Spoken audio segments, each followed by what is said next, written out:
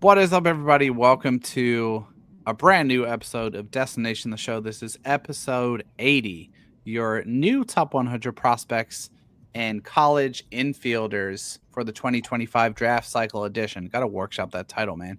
My name is Jamie Cameron, joined as always by Jeremy Nygaard. I feel like I say this every time we speak, but it's been a while since we last spoke. Um, Wolves are out. Yeah, shoot. A lot's been going on, but that was a little bit of a sad way to end. Yeah, it was a bummer, but I mean, if you would have told anybody 6 weeks ago, 8 weeks ago, that they were looking at potentially being in the playing game as of the last regular season game, and then played great against the Lakers, played pretty well against Golden State, and then Mhm. just ran into a buzzsaw of a team in Oklahoma City. And Yep. I mean, they had the one game where they just drilled them, but if Game 4 ends differently, which you could say this all the time, right? But there was a stretch where there was about four calls. I think there was probably like 4.5 minutes left, and they all were probably 50-50 calls, and none of them went the Wolves' way. And they still were able to get it, down to 2-3 points there at the end. I think if Game 4 ends differently, Yeah, uh, for sure. Game 5 isn't a blowout. Hmm. We get back to the Target Center. You're still going to have to beat a really, really, really good team in a really, really difficult place to play. And I think we'll see how difficult it is when Indiana has to go there. Yeah. But yeah, it was a fun season. The thing is, at the end of every season, unless you're the champs, and even sometimes if you're the champs, Hmm. they, you question how good the team can be the next year, right? And so we saw the Knicks make it to the Eastern Conference Finals, fire their coach. Yep. Uh, I think there's some belief that the Wolves need Kevin Durant, and if that were to happen, it would be super cool to see, but at what cost? So, For sure. uh, I'm looking forward to seeing how the Wolves pull this off. And Ryan Jeffers, he's okay, huh? If you're I watching was the just game, gonna say from the Not watching the background, game. he just hit a solo home run with one Let's out in go. the top of the first. So yeah, let's see if this holds. Let's go.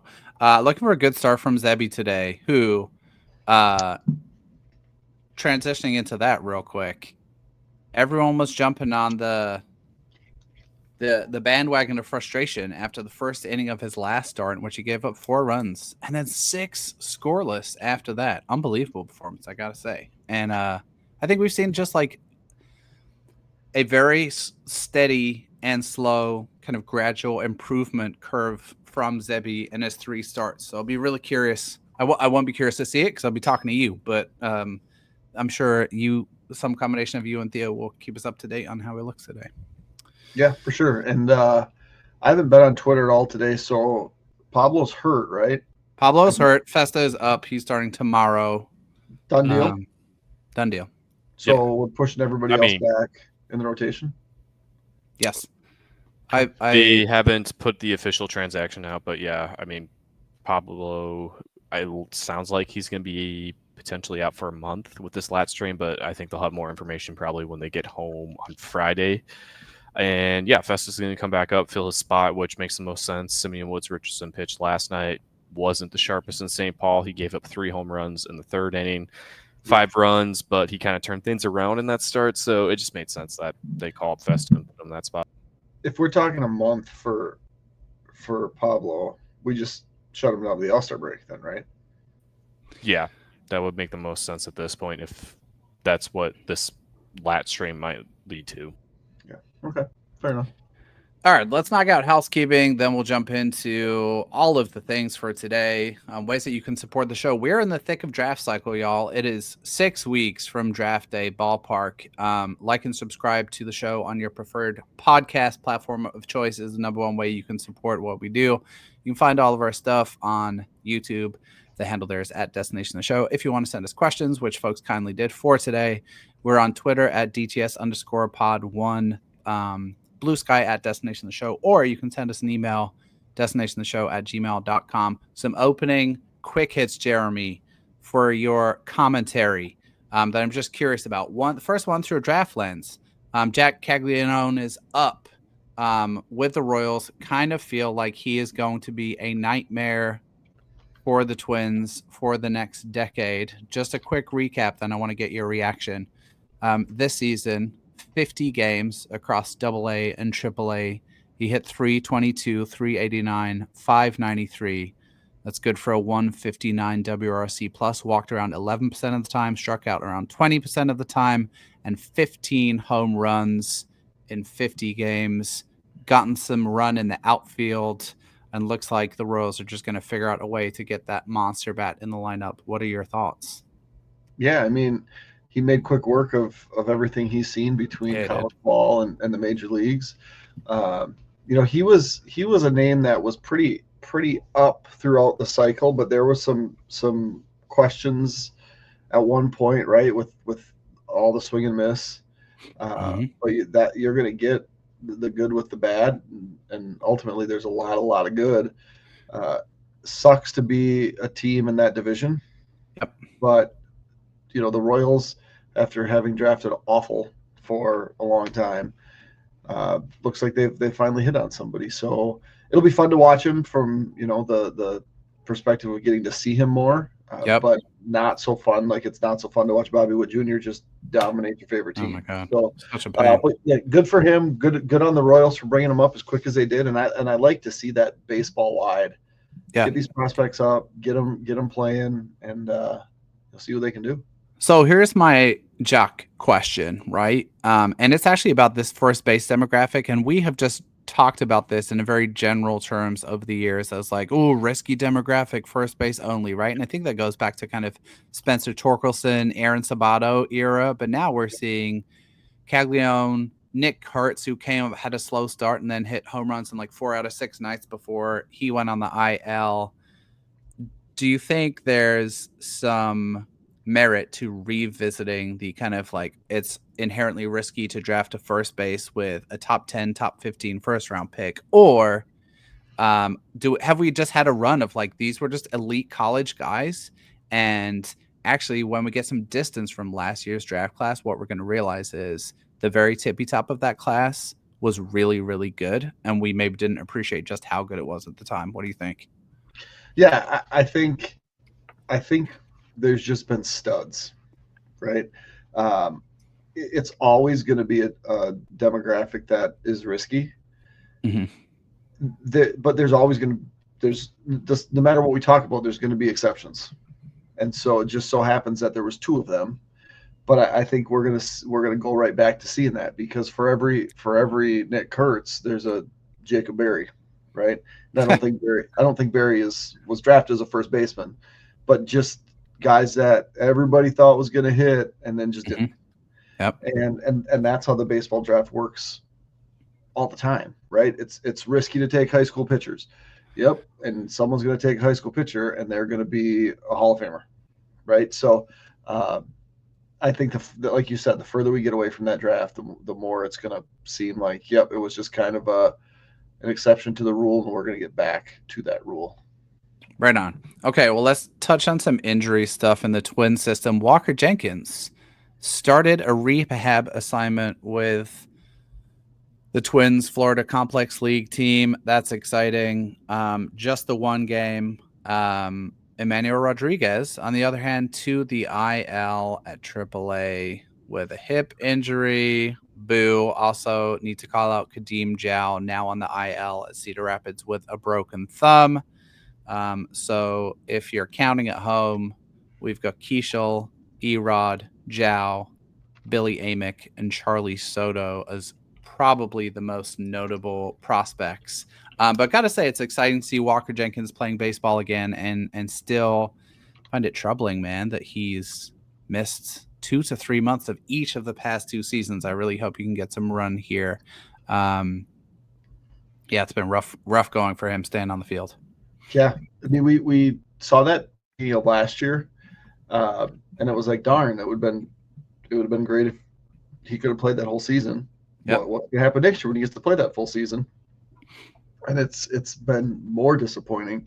The Erod stuff is frustrating. The Jow news, he was was it Kylie McDaniel that just released him in the top 10? Yep. I had him in the top 10. But the thing is, when the guys are playing, they look the part. Mm-hmm. And I mean, I think back to, I mean, it would be 15, 16, 18 years ago where there just wasn't this type of prospect in the system. And I think we could go deep into that rabbit hole because you and I kind of do by texting every once in a while. The way this system is set up, there you can afford, not that you'd like to see it, but you can afford some of these injuries because there's more depth, there's more top of the line stuff, there's more depth, there's a deeper pitching pool. It all looks better for the Twins, but then you look at their top 10, it's like 6 guys on the IL. Oof. But it can't be that way forever. So Yep. Let's just see what happens. And I think the next guy we talk about is one to highlight here. So let's dig in quickly. I feel like we've covered this guy on like 3 consecutive episodes, but he keeps making himself relevant, so we have to. I always find it interesting, and I had a conversation with someone on Blue Sky about this a couple of days ago. I'm much more interested when prospect update lists come up to look at the bottom 35 than the top 35. Because if you're a Twins fan, you know that Keishel's going to be on there, Erod's going to be on there, Jenkins is going to be on there. There's going to be some shuffling of those spots. But what I'm interested in is, have we seen anyone new pop on? And so far, over the past half a season, we've seen Charlie Soto starts to be populated onto lists. Dayson Hill is up to 80 in the Baseball America update that was released today. Kalen Culpepper was added to the Athletics top 50 prospects at number 46. Hit 2 home runs today in a doubleheader. He's we'll get to your head shake in a minute. He's up to 8 on the season. He's rocking a WRC plus north of 150 now, walking 12% of the time, striking out just 17. I think we can definitely agree that the man is ready for AA. And I think we gave an over-under of kind of the end of June. If I remember, we said 50 minor league games this year. He's at 38. So we got to be getting there soon. But what is your reaction to Keith Law's, I think it's fair to call it, hyper-aggressive ranking of Kalen Culpepper? Yeah, I think, Culpepper's done enough to be in the top 100 conversation. And I think nationally, globally, however you want to describe it, I think that's a fair place to put him in that conversation. Mm-hmm. You broke the news to me where he was ranked, and I don't remember exactly what I said, but the fact, I think I said something that's crazy or whatever. I feel like it's too high this quick. And maybe by the end of the year that it seems justified. I feel like just right now, given the college bat and what he's done and the level that he's at, when you add that all up, to me, that's just not the makings of a top 50 prospect right now. Mm-hmm. Top 100 conversation, absolutely. Has he done everything that I think we wanted to see him do? Yeah. I'm not there yet. Yeah, I think that's completely fair. I think I would, and I'm really curious, right? Law called out in his like blurb that he didn't include guys that were at the majors or injured, so guys like Keishel were left off, right? And so that maybe pushes certain guys, like maybe Culpepper would have been closer to 75 than 46, which I think we could get more on board with. Either way, it's nice to see 3 kind of new guys in the Twins organization getting some type of love in top prospect lists. But dude, do we pre-lip in the top 100?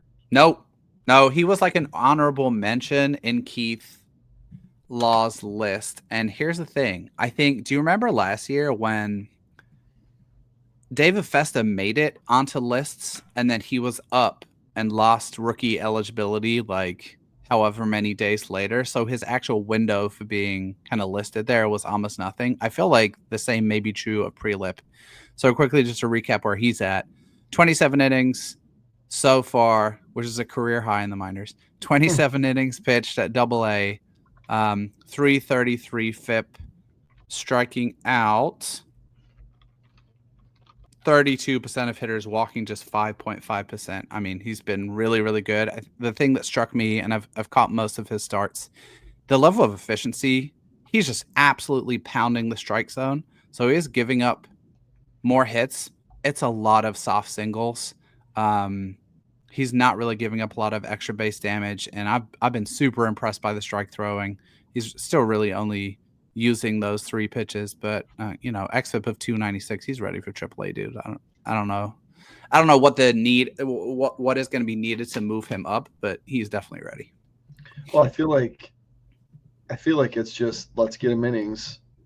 Let's do, because he's, even when he starts, he's limited, right? Mhm. There's a decent chance that with Coulom's arm, he's injured, right? He's on the injured list. So Funderburk is the left-handed option. He's Unreliable, serviceable, right? Sure. But when it comes down to it, if the Twins are going to compete, which after a rough start, I think a team that is going to compete is a fair thing to say. Connor Prelip as that left-handed bullpen guy, if Coulomb is unable, or even in addition to him, you put Prelip in the back of that bullpen, and it becomes problematic for any team after 5 innings. So I'm curious, because he's been treated so carefully. What is the innings limit for him as a starter?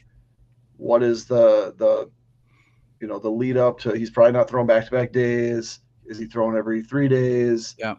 Can you do this with some consistency to keep this arm healthy? Because the arm talent is as great as anybody in the system. So the fact that he's healthy right now, we've talked about a lot of injuries, and he's not one that we've talked about, is promising for it being June 4th. Yep. 100%. For what it's worth, I will also add that the Saints roster still has an open spot right now because they have had 3 players released in the last few days. So Mike Ford opted out, and I believe, I haven't had this confirmed yet, he went to take an opportunity to go play in Japan again. And then Tyler Beatty was also another player they had an opt-out clause. He took that, and then they released Armando Alvarez today for Tanner Schobel's call-up. So that could mean another pitcher, another offensive player. We don't know yet, but for what it's worth, there's that open roster spot, and I think whenever Connor Prelip gets called up to AAA, he's a full-time reliever, and they're not going to use him in the rotation. That's interesting. Get your conspiracy theories going. When we have time, I say speculate responsibly. Okay, there you go. I like it. When we have time, we should have a full conversation about how fun and unexpectedly good Wichita has been from top to bottom as a team. Pitching, hitting, all of it. I've been so impressed. Dude, are you ready to talk draft? Are you ready for this draft that's in 6 weeks from now? I mean, I'm never ready for any draft because I always feel like I'm not prepared. Even when I was super prepared, I felt like I was underprepared. I feel like I'm less prepared because, like I've told you, the baseball season doesn't start till the basketball season's over, and then I go and decide to take a new job, and we'll spend the month spend the month of June kind of in between doing both and doing neither. And so it's going to sneak up in a hurry. But I think with the college, the tournament starting, the drama that unfolds that ends up in timelines, like, you don't have to go looking for draft type stuff at this point, because it's the season that is going to kind of bring it to us. So yeah, I'm always excited for it. Am I ready for it? No. Are you ready for it? Sort of, but in a different way, right? And here we're ready to go. Here we're ready to go. I'll tell you, my level of readiness involves putting 1,000 data points on the consensus board yesterday, and I was dusted by the end. I was ready to throw my computer out the window. Okay, let's talk about some players and profile some guys. We're going to spend several episodes in the lead up to the draft, in addition to mixing some other stuff, walking through various demographics to try and help people get familiar with some of the prospects within the top 50, because that's where most people's interest lies. And so today we're going to start with college infielders. The reason we picked this is it's probably the easiest access point for most people. This also happens to be a not very exciting class. And so this may be a few less guys. So we're going to start just digging into guys one at a time. We'll do a little bit of an overview, like where are they on the consensus board, walk through their numbers, and then we'll have one or two kind of key talking points about each guy, talk about which of the teams that we cover might this person be a fit for, and some of that type of stuff. So we'll try and go quickly at the beginning. We'll start with Iva Arquette. He is the top ranked college infielder on the board currently. As of yesterday's massive update, he's actually slipping a little. He's down to 6th by consensus. Has previously been as high as 2nd or 3rd. 6'5", 220, transferred from the University of Washington to Oregon State this year. And the reason we're going to touch on him, even though he's way out of range for the Twins, he's kind of the college infielder barometer, right? So this is like the measuring stick that we're comparing all the other guys to. He's still playing at the moment because Oregon State made it to the Super Regionals, hitting 352, 468, 670 with 18 home runs, walking 14% of the time, striking out 16% of the time, 156 WRC plus. We don't need to talk too much about Arquette, but I'm curious. Why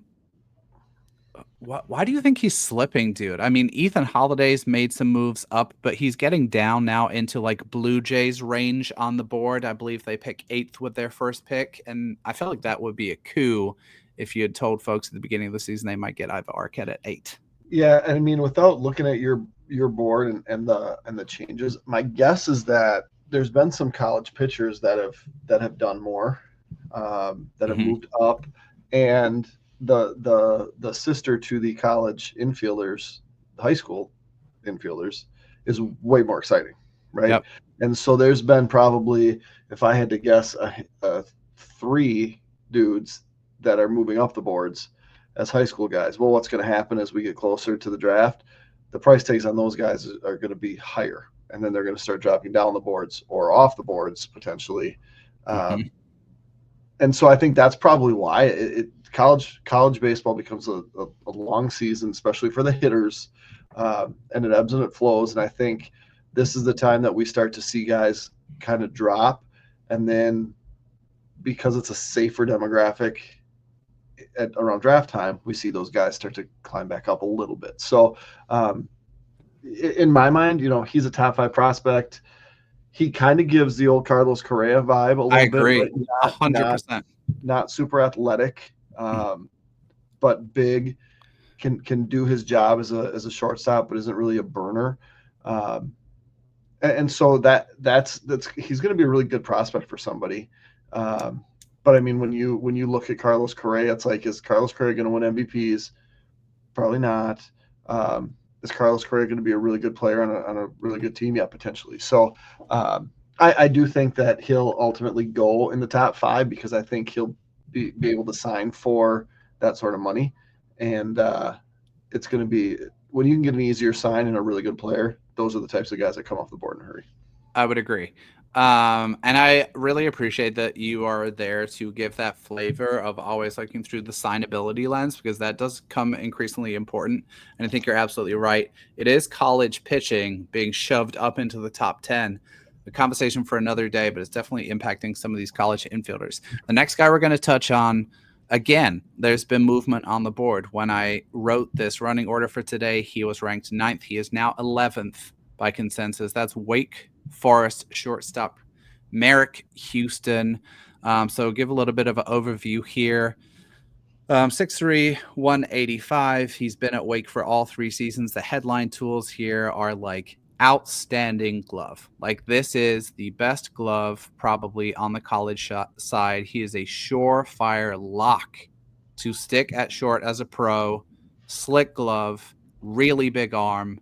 He has a really nice approach of the plate, really good bat to ball skills. There is not much power there, right? So if we look at the numbers from this season, 354, 458, 597, that's a 135 WRC plus, 15 home runs, which is up from 8 last year. So it looks like a breakout. and he definitely has added some kind of physicality. But if you look at his exit velocity numbers, looking pretty similar to last year. Walks 15% of the time, strikes out 15% of the time. So my question for you, Jeremy, is this is a guy who's kind of squarely in that range of teams that are going to be picking in the teens. Are you comfortable taking a guy like this where it just really looks like it's going to be 40 to 45 power max for good? I really don't know if I see a case for him layering on much more offensive impact. There's still a good player there, right? He runs well. He's an outstanding defender. Most important, arguably, defensive position on the diamond. He hits well. He has a good approach. But I personally don't love this profile. I'm curious for your take on it with just like, I don't see any more power coming here. Right. And that's, I think, what you're describing is probably what most teams are seeing. It's the same for me. Like he's going to be a first round pick based on what he is. If there's someone that believes they can unlock something with the power, he'll go higher. And it only takes one team. But it's not enough for me to justify him being a top 10 pick. Kind of agree. Top half of the first round, maybe. I do think a team that has a certain type of bonus pool and a certain type of preference for defensive guys. St. Louis Cardinals type, I feel like. Yeah. And where do they draft? No, they're high. They're like 6, I want to say, in the first round. So that's a bit rich for me. Yeah, but that's the thing. Like the Cardinals at 6, they wouldn't take him. The Cardinals at 13, yeah, he goes 13th. Okay. Yep.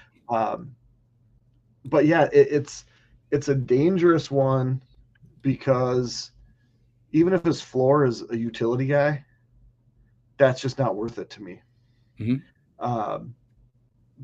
So it'll be interesting. He's 6'3", he's 205. Like there's got to be some thought that a team can figure that out, unlock that. But if he's not going to hit for power, he's going to end up batting 7th, 8th, 9th, and that doesn't do it for me. So ultimately, I mean, he'll be a first round pick. We're not saying he's not a baseball prospect, right? We're just saying 100%. At that point in time, we'd probably prefer something different. So, again, where he goes, though, I think depends on ultimately what the price tags are of these high school guys, and that's really going to tell a big story. Okay, let's talk about the next guy on the board. Number 12 on the consensus board at the moment. He's still playing. This is Tennessee infielder Gavin Keelan. I'm going to call him infielder because to my mind, he is not a shortstop at the next level, more of a second base profile, left-handed hitter, 5'11", 190. If you want to talk about a legit college breakout, this is a great name to discuss. 2024 at Louisville. Played 54 games, hit 330, 361, 591. He walked 3% of the time. 99 WRC plus. 2025 transferred to Tennessee. He hit 363, 443, 686. Went from a 99 WRC plus to a 141.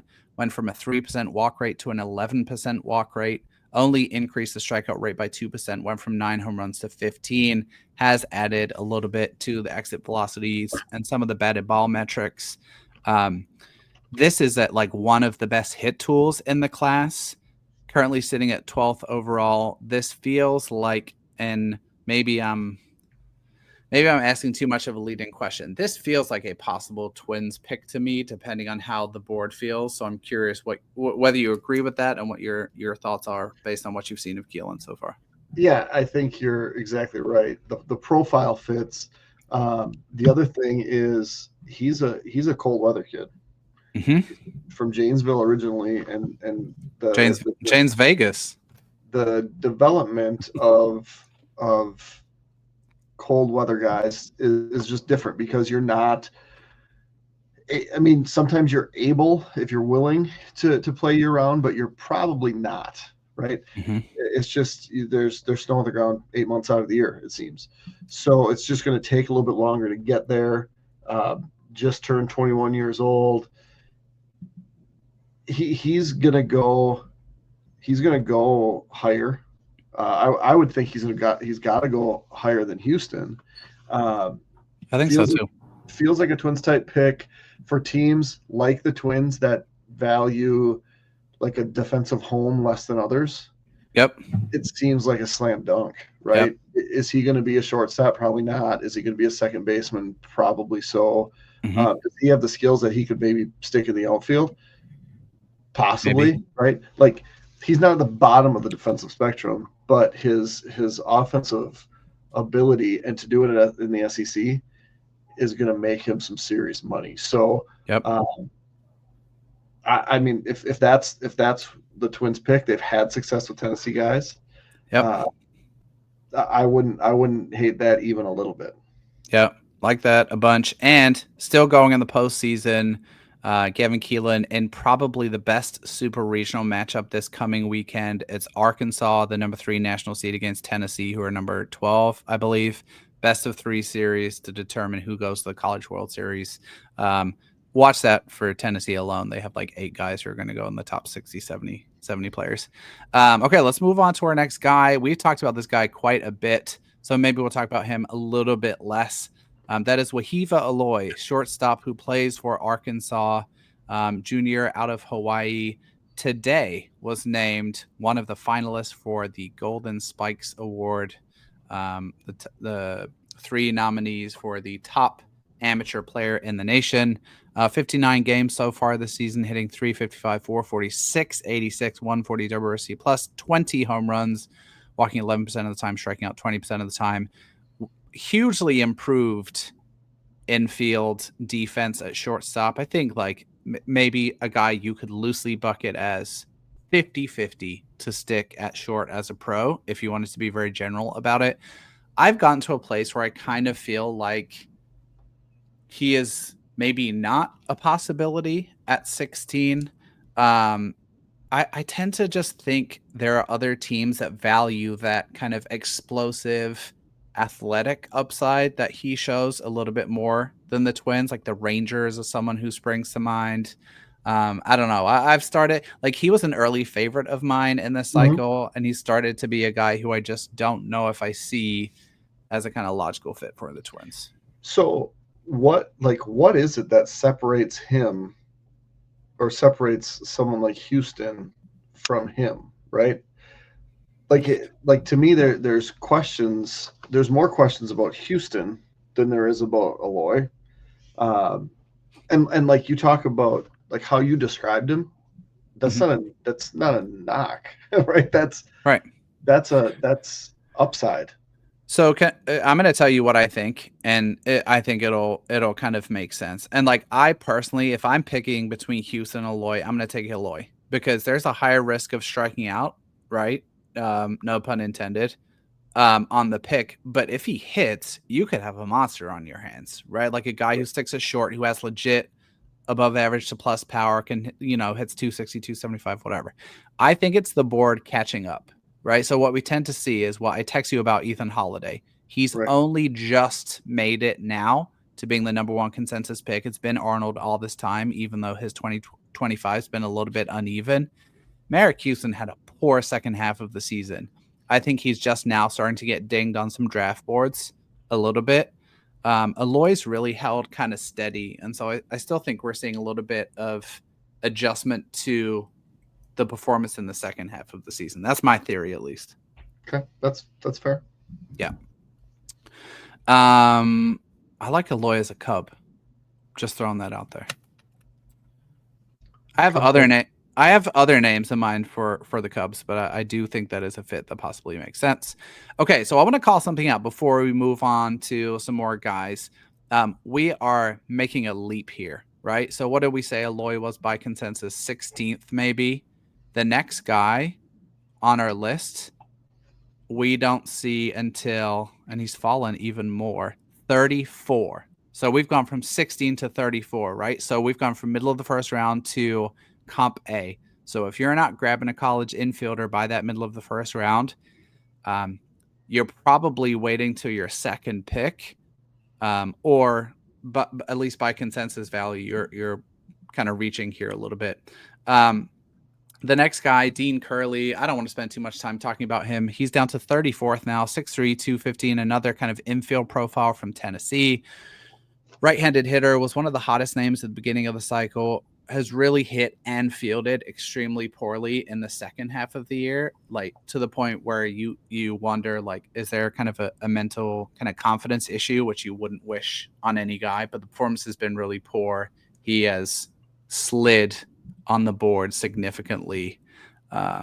So I don't know if you have anything you want to talk about with Curley, but he's a guy whose stock has just fallen dramatically over the course of the season.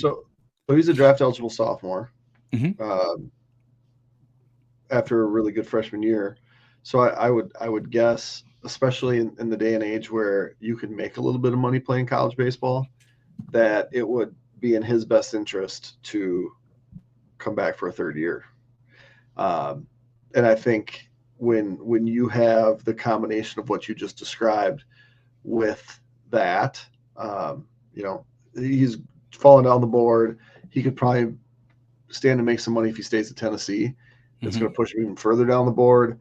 And I think the best thing he could do for himself is go play another year, right? Yep. And see what happens. So, yeah, bummer when you have guys that have a year like this, but you certainly have a chance to recover. So I'd like to see him come back to school and do better things. Yep. Not opposed to that idea at all. Let's talk about the next guy on the list is someone I want to spend some time on. I have to update this live, dude. Before my 1,000-point update, he was 41st on the board. He's jumped up 10 spots to 31st. And this is our second Golden Spikes finalist of the year, Florida State shortstop Alex Lodis. He has a cousin, also draft eligible, who plays shortstop at Georgia Tech, who had a really good season too. This is probably the best breakout story in college baseball. Started the season not on the board, top 75, is now up to 31st overall, playing for a really good Florida State team. He in 2024. He hit 281, 363, 470. So far this year, he's hitting 405, 473, 736. That's a slug. 161 WRC plus. He's gone from 9 home runs to 17, 7.5% walk rate to a 10% walk rate. He's cut his strikeout rate from 25% to 18%. And playing like he's probably, again, someone who maybe moves off shortstop, but just one of the best performers in one of the best conferences in college baseball, all the way up to 31st. And a guy I wanted to bring up because if you look back at the past few drafts, the Twins are a team who have really targeted a guy who's made a breakout. I'm thinking Tanner Schobel, just promoted to AAA. I'm thinking Luke Keeschel as guys who went from like mediocre college performance to really good. So what are your thoughts about Lodis as a possible option? Yeah, and he's been a guy that you've mentioned for a while, right? And for all the reasons that you just said. Do you have like the under the hood stuff, like with exit velo or? Not updated, so I need to grab that. But let's put it this way: his like above average power is legit. It's not kind of fake, bloated offensive environment in college power. So I think you're looking at someone who is going to start their pro career at shortstop. Another reason I think the Twins might like him is he's a hyper aggressive hitter. Like he chases too much, he swings too much. That was a little bit the skinny on Kalen Culpepper coming out, and the Twins have shown some proclivity to improve people's swing decisions. But it's above average power, maybe an average hit tool, a chance to stick at shortstop, and so I do think the numbers are legit, and it's a legit breakout. Yeah, and I would guess that. I mean, I don't know that he sneaks into the top half of the first round or in that sweet spot where the Twins would draft, but that second pick that they have, right, that would be kind of the prime range for him. Yep. And like you mentioned, they've targeted guys just like him, so certainly a name to keep watch of. Okay, let me ask you a question before I read off some stats from a guy. Tell me the team you think of as I describe this next profile. This is Andrew Fisher. He's a corner infielder from Tennessee. Not necessarily a great defender. Probably not going to stick at third base, but he might. 6'1", 200, transferred a couple of times. This year, he's just having a monster season. It's just bat. Hitting 343, 500, 762, 24 home runs, walking 22% of the time, striking out 14% of the time in the SEC, 163 WRC plus. Of the teams we talk about, who loves their college corner infield profiles? Nobody liked the Brewers, right? It's gotta be, right? Like, that's such a great Brewers pick to me. Like Blake Burke, Brock Wilken, Andrew Fisher. Sign me up for that, man. Yeah. And Tennessee, I mean, how many guys you say are going to be drafted by Tennessee in this first 70 picks? I want to say there's like, I don't even know, dude. I mean, you don't have to count them now, but at least 6 or 7. Yeah. And like there was a bunch of guys drafted out of Tennessee last year. It's crazy. So yeah, plus power, 21 years old, seems very much like a Brewers type pick, especially if he can't stick at third. Is it really? I mean, doesn't really have the dimensions to be the first base type either. I know. Yeah, he's a little bit of a tweener, kind of like size wise, but I just see those numbers and I'm like, he has hit and power in a draft class that doesn't have a lot of college guys that have hit and power, and right. he's currently 33rd by consensus. Just feels too low. It feels like he's a top 22, 23, 24 pick. I don't know. Maybe I'm wrong, but I just feel like that skill set doesn't last. Well, I think when the draft comes rolling around, that this is the demographic that the college demographic are the ones that you see coming off the board because it's their safer picks. Yeah. And when the time comes to make that decision, it's a lot easier to take this guy than it is to roll the dice with a high schooler. So, and the amount of guys that have jumped from draft to major leagues in 18 months or less. Yep. I just think we're going to see more of that happening. We're going to see more guys turning down pro money to go to college. Like we're just kind of on the beginning of this wave that's happening. And 3 years from now, it's going to be crazy. But at this point, the few and the far between of this demographic that we're discussing are going to be the guys that are moving up the boards. Yep.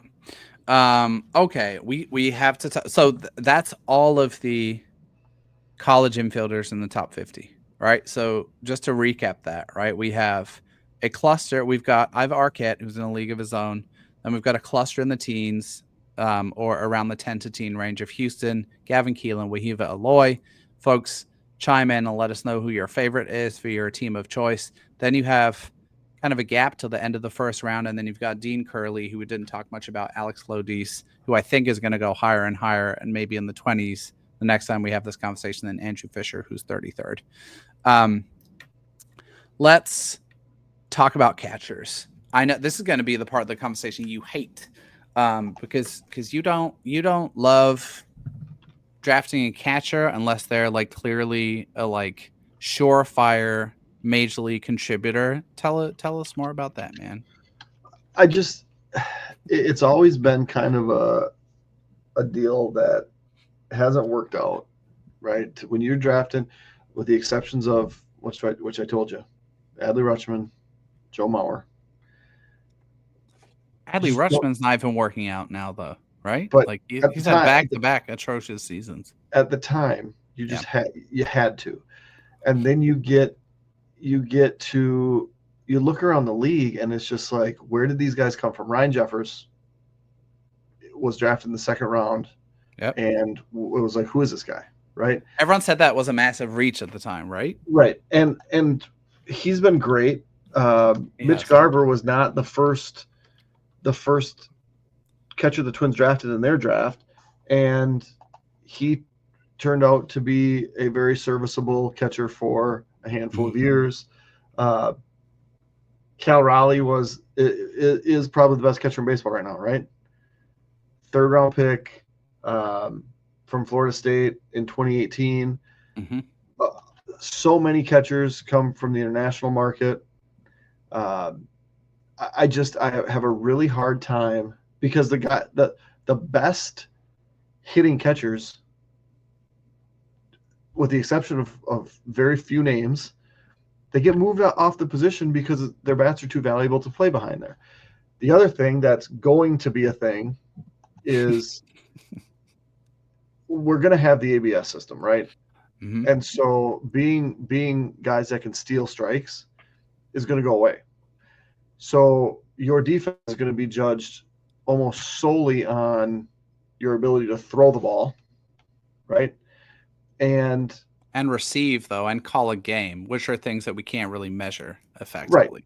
Right. But there's a measure for stealing strikes. And Sure. so there's strategy to do so. I'm not ever going to come around. I shouldn't say not ever. I don't find myself coming around on the fact that it's going to be worth using a 1st round pick on a catcher unless it's like an elite catcher. And there's just not one in this draft. Okay, then let me give you a couple of profiles. And then having said all of the things that you just said, you can logic me through. If you had to pick one, who would you pick and why? Okay. I'm going to do 2 together because they've been connected for the whole cycle. Then we'll deal with one more at the end. And I'm just removing prep catchers from consideration because the Twins have never done that. And I think we've talked a lot about how risky and challenging a demographic that is. They did it one time really well. Okay. Well, sure. Okay. So 2 guys that have been neck and neck throughout the entire class are North Carolina catcher Luke Stevenson and Auburn catcher Ike Irish. 2 very different profiles. In general, here's how we can maybe kind of label them. Stevenson, a more polished catcher, a guy you are pretty confident can stick behind the plate with good defensive skills. He has power, but he has a lot of swing and miss. And I just have some wonderings about, is he going to hit enough as a pro?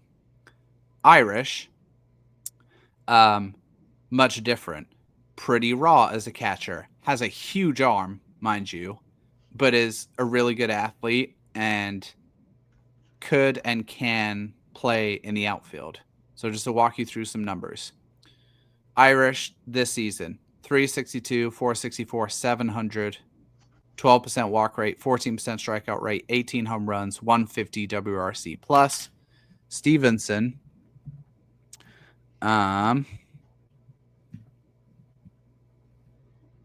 dramatic pause. Luke Stevenson this year, 254, 422, 555, 21% walk rate. So like great approach.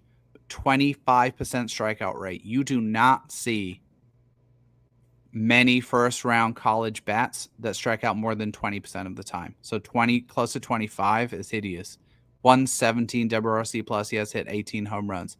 Would you rather have the guy you are supremely confident can hit and has hit power, or the guy you're supremely confident can be a catcher, and why? I would take the guy that can hit because he's not going to catch. He's going to be right. I mean, he's Ike Irish. I don't know that you think that's a decent fit for the Twins. I'm just not sold. I don't love the pick. I've just heard steam of the Twins being in heavy on Ike Irish at the SEC tournament, which they would be at anyway, frequenting anyway for a ton of prospects. Yep. But if he's the best hitter when the Twins come on the board, take him, right? If he can be a catcher, that's a bonus. But I'm not buying the glove, right? The same reason I'm not buying Merrick Houston and wondering if he's going to hit. I'm not buying Luke Stevenson and wondering if he's going to hit, because you can find a guy. Right, and you could find him in round 6 or 7 or 8. Uh, for me, the catching thing is sign some guys in the international free agency, take some guys later in the draft, potentially convert guys. If they did it with like 3 guys, and that was probably 15 years ago. But like the Tyler Grimes class, like he was a shortstop. They tried him at catcher. I think that there's a better chance of doing it that way. Yeah. I'm not sold on Stevenson at all, and I think that doesn't do it for me. I think the Twins agree with you, right? If we look at their recent, and someone asked a question about this, so perhaps we'll answer it right after we touch on the last guy. They've drafted guys who have like Jaime Ferrer, outfielder / catcher. Kadeem Jow, guy who played a little bit of catcher in college, but like super raw with it. They have not targeted since Ryan Jeffers. I'm going to go get a like catcher. And Ryan Jeffers, even when he was drafted, the scouting reports were, this guy can hit. Can he catch? Who knows? Right. We'll have to wait and see. Let me throw one more catcher profile at you, just because he's worth mentioning. He's currently 38th by consensus, so this is more of a like with your second pick type of guy. Caden Bodine, who I think is an interesting hitter. Forget about the catching piece for a second. Plays at Coastal, 5'10", 200, switch hitter, one of the best hit tools in the entire draft class. This year, 329, 468, 463, walks 16% of the time, strikes out 7.5% of the time. Not much power, but you're looking at like a 6 hit with a guy who probably fits between Stevenson and Irish's skill sets in terms of catching. So a decent chance. So for me, that's someone I can get on board with if that's my second pick at 36. Sure. If that's my comp A pick, good with it. Yeah, and I'm like, well, you're still not excited about it. Let's take a high ceiling pitcher with the comp pick, and then in round 2, you want to shoot for a college catcher, fine. But I would rather say, let's take another high upside anything, and then let's take a decent floor. Who knows what the ceiling is? College catcher in round 6. There is a argument to be made, and this is a conversation for another day, that based on the general recent success of the Twins drafting, right? So, because we can say Charlie Soto, Dason Hill, Kalen Culpepper, all guys who are in top 100 range. They keep churning them out. David Festa, Zebby Matthews. There's an argument to be made for like taking some more swings on like, not like Brandon Winokur types, because I think he's an especially extreme example of a raw guy. But if you have a prep class you feel like is strong, take one college bat and then go prep heavy with the rest of your first 3 or 4 picks inside the top 100. Okay, I'm going to hit you with a question, and I'm going to change this question slightly because it's too hard to answer otherwise. Elliot on Blue Sky got in touch with this and said, please rank the Twins catchers in their system based on who is most likely to make an impact at catcher for the big league team. I think this is a really hard question because evaluating catcher defense is hard, and the Twins have kind of drafted hitters who also catch a bit. Right. So my question for you is, of any guy in the Twins farm system right now, who is going to play the most games for the major league team at catcher? Okay. So hard. I did not give you a heads up on this question, and I've been thinking about it for a day, and I don't know if I have a good answer, which maybe is the answer in itself. Okay, so just going through the system, like Camargo's caught some already, right? On the 40 but he's man. never, unless I'm wrong, he's actually never caught an inning or a game at the major league level, even though he's been up with the major league team. They like don't let him catch.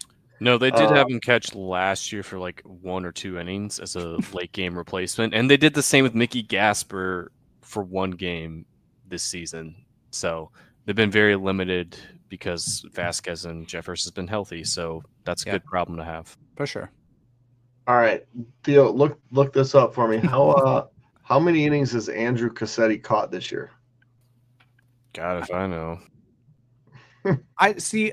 I don't think there's a good answer for this because look, just while you're thinking about it, Jeremy, let me just walk through some names, right? So you got Cassetti at AA. He's been pretty up and down, uneven performance. You have Nate Baez, who was an outstanding hitter at Cedar Rapids, absolutely worthy of a promotion to AA. I can't speak in enough detail and depth to the catching defense. Kadeem Jow, an incredible athlete who happens to catch, is how Seth Stowes put it. And I think that's a really eloquent way to describe it. I don't know if there's a candidate who's like, yep, that guy's definitely going to catch major league innings currently in the Twin system. But Jow is probably the right answer, right? Because he's the best athlete.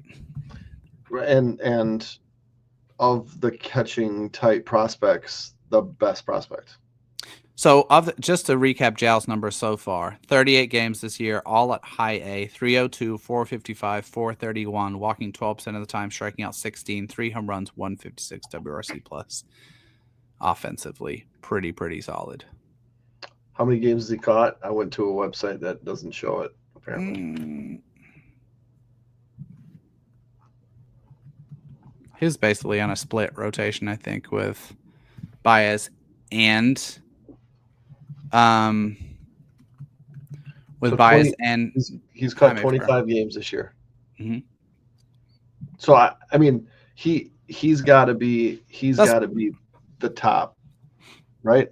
Because that's like 2/3 of his total games. So he's getting 2 out of 3 with Baez and Jaime Ferrer mixing in there.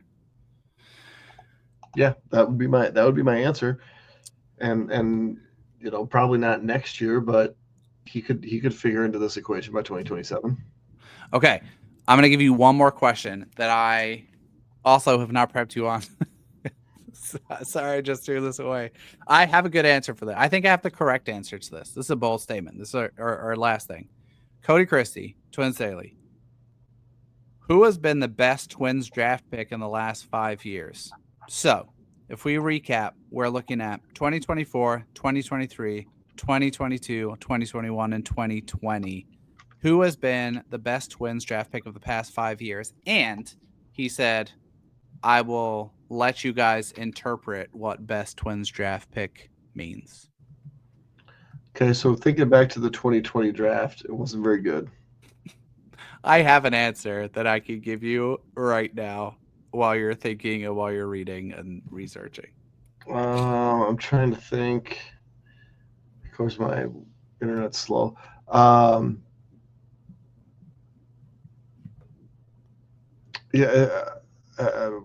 trying to think if any of them have debuted. So here's the thought process, I think, right? If you're answering this question, we need to start by answering the question, how do you evaluate best? And I think if someone from the Twins was here, what they would say is we evaluate the effectiveness of our draft classes by roughly what WAR we either predict they will accumulate or they do in fact accumulate at the major league level, right? That's how they judge a draft class. And so that immediately to me eliminates 2024 and 2023 from strong consideration, even though Keishel's made his debut. Charlie Soto's a top 100 prospect. Walker Jenkins is a top 15, 20 prospect in baseball. Here's my outside the box answer, and you can tell me if you think this is crazy or smart. The best Twins draft pick in the past 5 years is Chase Petty. He was their first round pick in 2021.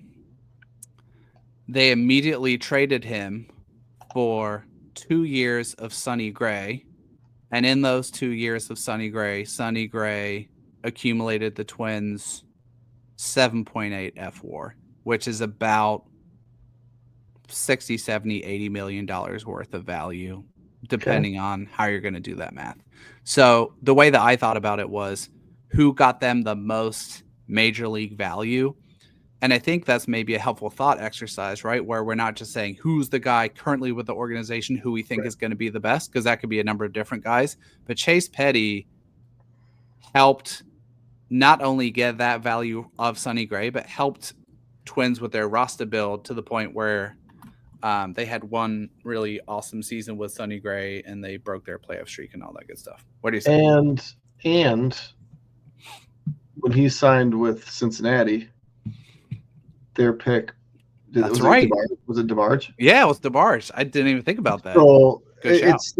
So it provided that, and now it's still providing a potential top 10 prospect. Yeah, I think looking at it through that lens is probably. I mean, that what you're saying you can easily argue and defend. For me, like my thought was, what are you getting for the amount of money that you're spending? Right. And so I was trying to look through quick, and it's like what they paid for Zebby. Right. What was his signing bonus? Like almost nothing, right? Right. It wasn't a ton, or like a David Festa type. Right, where they're already making big league starts. Yep. Like that, those would be. I mean, someone else could say, "Well, Walker Jenkins is a top 5 pro prospect. That's a great pick." But yeah, there's a lot of different lenses to look through, potentially to make this argument. But I really actually like, and I hate saying this, I really like the argument that you're making here because it provided more for the Minnesota Twins than any other draft pick has. Yep. And Chase Petty's not a bad baseball player either. Hey, Chase Petty is made his major league debut, is top 100 prospect on certain lists, and is like there or thereabouts of making his own impactful MLB career, hopefully. So that's another thing that I always think people get mad when a guy who was traded away becomes a top 100 prospect. That's reinforcing to me. I'm like, oh, good. That means they made a good pick. Right. Well, you saying that I did a good job is certainly the point that we should stop recording on for today. Okay, we should be back in a pretty good flow from now until draft. Hopefully looking at weekly episodes here. We might be, did Harrison Bader just do something? There we go. We're looking at a guest in the next week or so. Could be next week, could be the week after, but I'll leave folks hang and see who that is. We're going to continue walking through the draft demographics over the next 6 weeks or so to get folks ready. We do plan on live streaming at least day one. So Sunday, July 13th, keep that in your calendars. It should be super fun. Till then, enjoy the Twins, hopefully racking up some more wins in West Sacramento. We'll catch you guys next week.